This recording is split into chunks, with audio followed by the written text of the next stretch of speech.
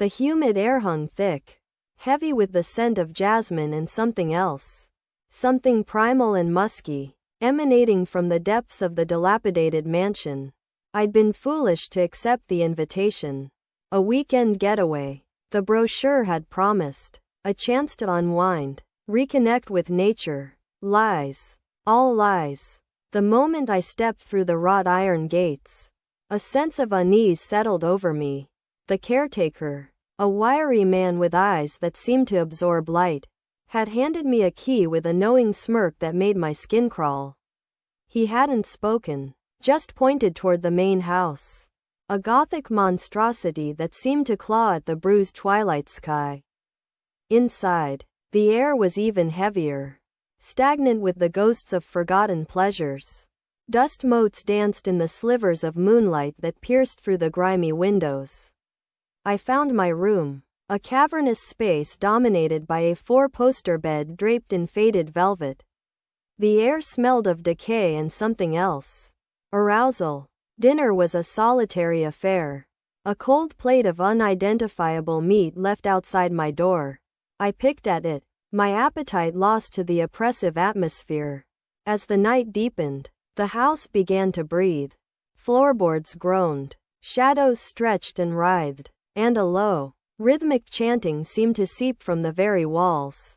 Driven by a restlessness I couldn't explain, I wandered the corridors. Drawn by the sound, it led me to a hidden door behind a tapestry depicting a scene of grotesque revelry. Hesitantly, I pushed it open. The air inside was thick with incense and sweat. Torches flickered, casting dancing shadows on the assembled figures. They were all masked, clad in flowing robes that revealed glimpses of skin. The chanting intensified, a hypnotic rhythm that seemed to vibrate deep within my bones. Then I saw her. She was on a raised platform, her skin gleaming under the flickering torchlight. Her robe was open, revealing the curve of her breasts, the dark triangle between her thighs. Her eyes, visible through the slits in her mask, were locked on mine, inviting me into a world of forbidden delight. Slowly, deliberately, she began to move. Her body writhed, a sinuous dance of pure, unadulterated lust. Her hands traced the contours of her body, teasing, promising. The chanting reached a fever pitch, and I felt myself being drawn forward, compelled by a force I couldn't resist. I moved through the crowd, their masked faces blurring into a sea of hungry anticipation. As I reached the platform, she held out her hand, her fingers brushing against mine. A jolt of electricity shot through me, and I knew, with a certainty that chilled me to the bone, that I was about to cross a threshold from which there was no return. She pulled me onto the platform, her touch like fire against my skin. The chanting faded, replaced by the sound of our ragged breathing. Her mask was gone now, revealing a face both beautiful and terrifying. Her lips were parted, her eyes burning with a hunger that mirrored my own. And then, she kissed me. It was a kiss that tasted of sin and salvation.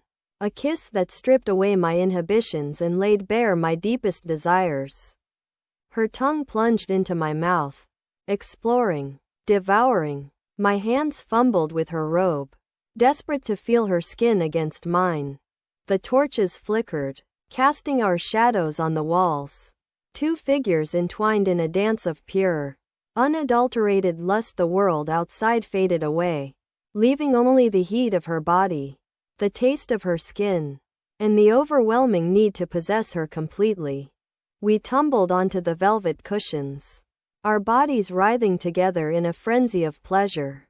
Her hands explored every inch of my skin, teasing, tormenting, until I was gasping for breath, begging for release. And she gave it to me, slowly, deliberately, driving me to the edge of madness and back again. Our bodies collided, a symphony of groans and whispers, a desperate dance of surrender. As the dawn broke, painting the sky with hues of rose and gold, we lay tangled together, exhausted and sated. The chanting had stopped, the masked figures had vanished, leaving only the two of us, adrift in a sea of afterglow. I looked at her, her face serene in the soft light, and knew that I would never be the same. I had glimpsed the darkness, tasted the forbidden fruit, and found myself wanting more.